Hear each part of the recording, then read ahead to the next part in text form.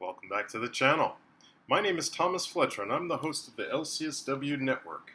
If you're new to the channel, please do me a favor by smashing that like button, by subscribing to the channel, and by sharing this video with your social work colleagues and friends.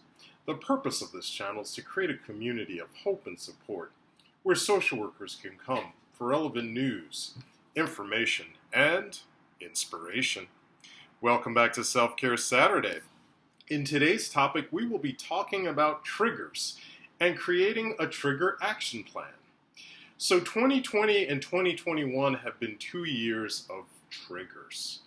Triggers are, as defined by Mary Ellen Copeland, external events or circumstances that make us upset, uncomfortable, events that increase negative emotions or negative self-talk, events that increase symptoms like anxiety and depression. What we want to do as part of our self-care practice is we want to identify what our triggers are. So let's talk about some common triggers that many people experience. Some common triggers that many people experience may include the anniversary of a death or the anniversary of another traumatic event. Traumatic news events is another example of a common trigger. Let's face it. Both in 2020 and 2021 have been years filled with traumatic news events, whether it's people around us dying from the pandemic, whether it's people dying from police brutality. I identified by the middle of 2020 that watching the news was a triggering event for me. So I stopped watching the news every night like I used to. In other words, I stopped binge watching multiple cable news programs. It doesn't mean that I completely stopped watching, but I cut out all of the cable news media because I knew for myself that they were triggering for me. That's just one example of identifying a trigger and then coming up with a trigger action plan to address or lessen or eliminate the effects of that trigger. Another trigger that people experience is being overly tired. Another common trigger is relationship issues or problems. We all know that in 2020 and in 2021, many relationships have definitely been tested and some relationships have ended. Another common trigger which was big in 2020 and in 2021 is social isolation or spending too much time alone. Because of this pandemic, we've all been forced to socially isolate ourselves and quarantine ourselves.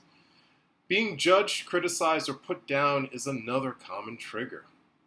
Financial problems are another common trigger.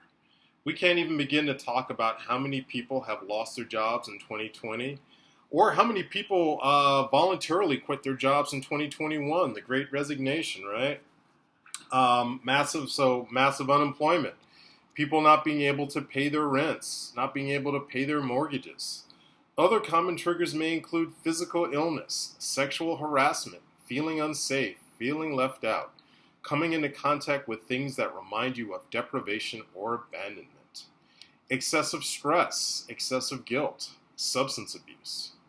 Of course, there are many more and we can go on, but these are some common triggers that have been identified by Mary Ellen Copeland during her many years of studying mental health recovery.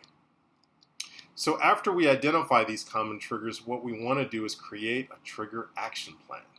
Can you guess where we create that trigger action plan from? I've been talking about it in previous episodes now. Okay, so we want to create the trigger action plan from our wellness toolbox. Yes, that's why I keep talking to you all every week about the importance of wellness tools. Because we're going to use these wellness tools to address the triggers that we've identified. One example of a trigger action plan is to do everything in your daily maintenance plan. We talked about that in another video. Other examples of a trigger action plan include calling a support person and asking them to listen while we talk through the situation. Another example of a trigger action plan could be doing some deep breathing exercises. Here's another example, getting validation from someone I feel close to.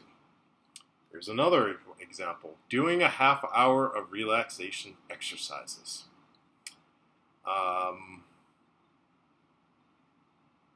Here are some other examples that you can put in your trigger action plan. Journaling, vigorous exercise, focusing exercises, peer counseling, seeing or talking to your therapist, counselor, case manager, or sponsor. So these are just some common trigger action plans that we can create. But the beautiful thing about this is each of us can create our own individualized trigger action plans to deal with our own unique triggers. Alright, so as I do every week, I invite you all to identify what your triggers are and to create a triggers action plan to address those triggers. I want to thank everyone for watching this video. To all the licensed clinical social workers and other licensed mental health clinicians, thank you for the work that you do every day, for your clients, for your agency, and for the profession. Please continue to support each other and yourselves. Bye for now.